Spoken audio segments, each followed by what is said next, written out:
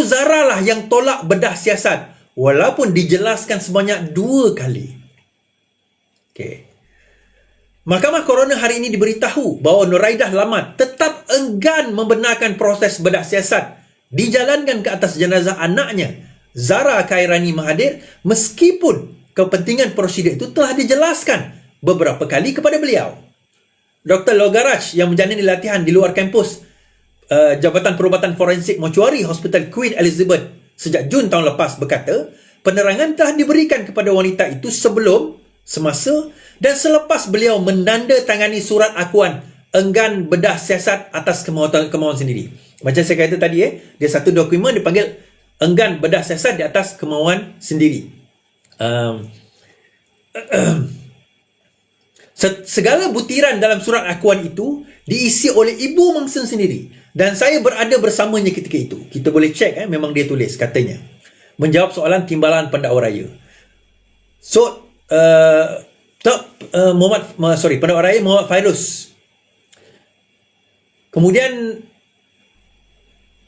Peguam bertanya, berapa kali kamu memberitahu tentang kepentingan bedah siasat kepada Puan Nuraidah? Ditanya kepada doktor, berapa kali kamu cakap dengan Puan Nuraidah ni pentingnya postmortem ni? Dr. Logaraj kata, saya terangkan 2 kali sebelum beliau tanda tangan surat itu dan saya juga menerangkan beberapa kali setelah beliau tanda tangan. Maksudnya sebelum dia dah terangkan, dia terang lagi, dia tetap nak tanda tangan. Okey, saya masih teruskan penerangan. Ketika membaca penyataan saksi, Logaraj berkata beliau telah menjelaskan bahawa walaupun borang POL 61 iaitu permintaan pemeriksaan ke atas jenazah tidak dikeluarkan oleh pihak polis, proses bedah siasat klinikal masih boleh dijalankan tertakluk kepada kebenaran waris terdekat. So saya kata tadi, dia ada 2. POL 61 ni adalah satu dokumen kalau dikeluarkan oleh polis, pihak hospital kena buat juga. Macam saya kata tadi, katakanlah keluarga kata tak nak benarkan, maka kalau POL 61 dikeluarkan oleh polis, maka hospital tetap kena laksanakan walaupun keluarga tak bagi.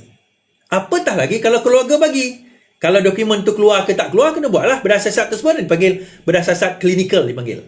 Namun begitu, dalam kes ini polis tidak memberikan POL 61. Bagaimanapun Nuraidah membuat keputusan untuk bedah siasat tidak dijalankan ke atas jenazah walaupun penerangan telah diberikan. Ibu mangsa hadir ke hospital bersama kakak iparnya, Noshira Abdullah. Sebab ada yang mengatakan kakak ipar dia kata tak ada penerangan. Doktor ni sebut di dalam mahkamah coroner, dia telah menerangkan 2 kali, semasa disign pun dia dah terang juga.